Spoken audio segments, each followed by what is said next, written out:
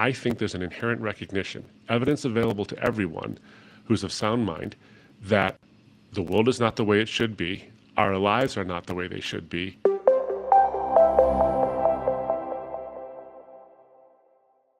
Is God a just God for having people go to hell for not realizing that Jesus is the truth due to a lack of exposure to adequate evidence that supports that Jesus is the way, the truth, and the life?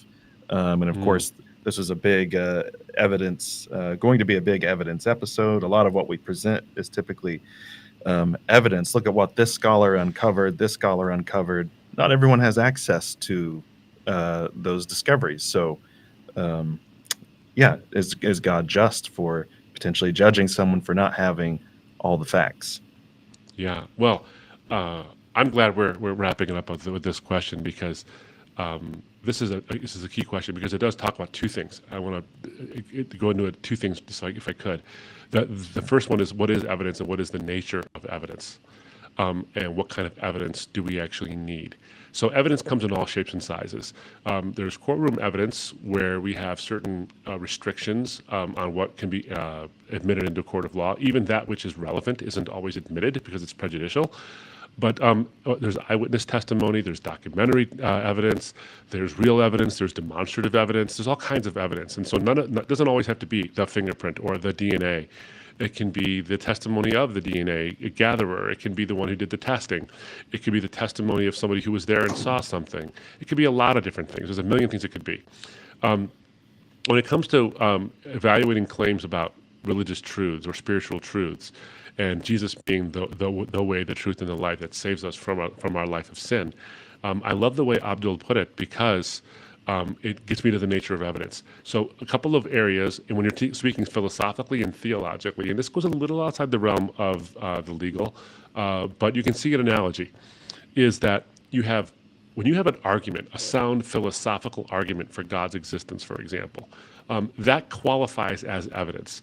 You don't need historical facts alone. You can have a strong theological or cosmological argument for God's existence, and that qualifies as evidence. You can have your personal experience and your personal understanding of how the world works. In fact, when we instruct juries, oftentimes the judge will instruct a jury by saying, "Ladies and gentlemen, the jury, while you're not called upon to do any independent fact investigation of this case, and in fact that's grounds for a mistrial. If you see 12 Angry Men, by the way, and the fact that the elder Fonda, the one who's in the movie, finds a switchblade and then does something, and he does his own little investigation of the scene.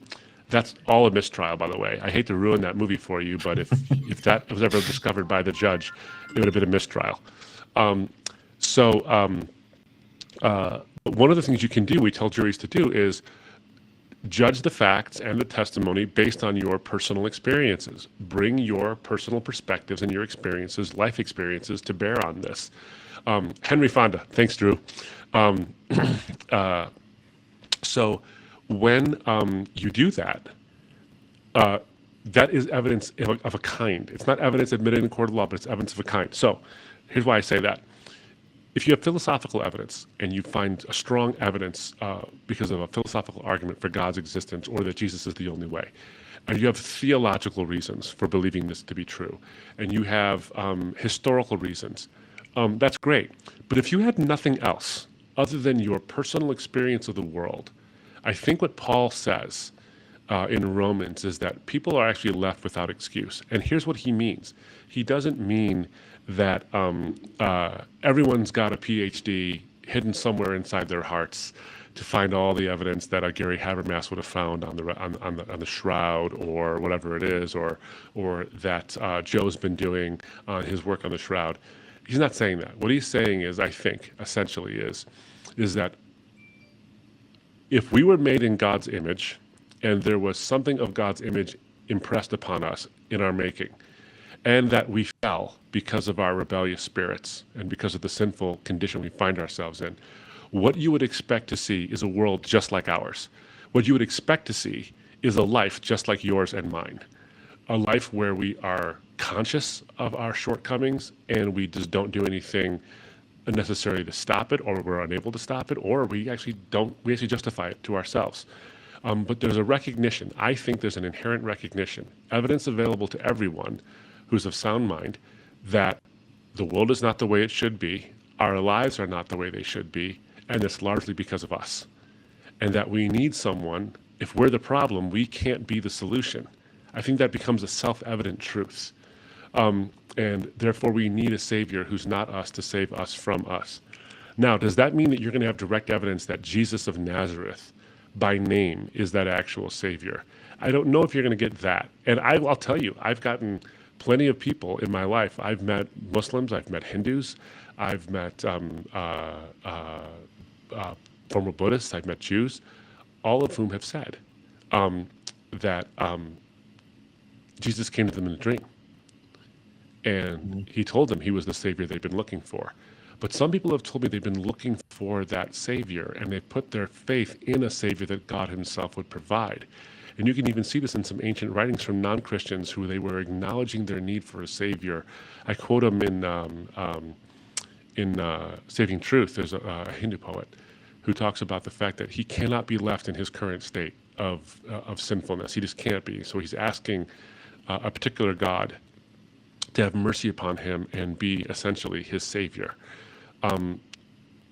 You see this yearning, this longing for this.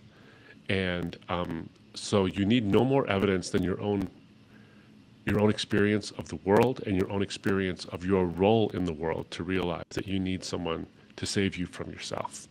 That I think that there's a God out there. I think the world, it makes it evidently true.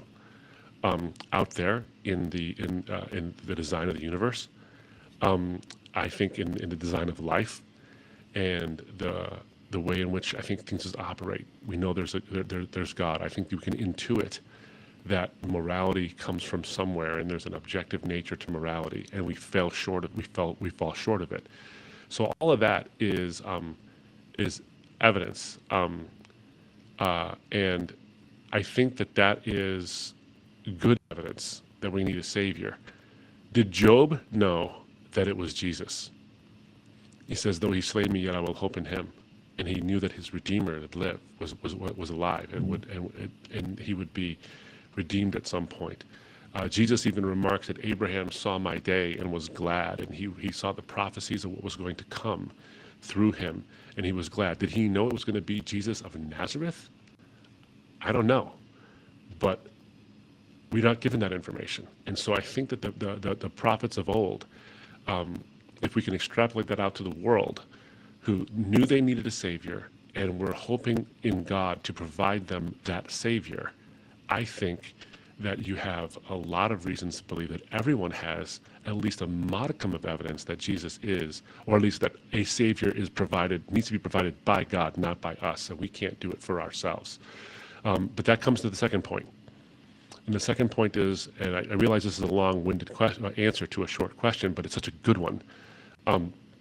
We don't go to hell because we failed to gather enough evidence. We don't go to hell because we did not realize enough things about a particular person who lived at a particular time. That's not why we're bound for that. We're bound for that because of our sin.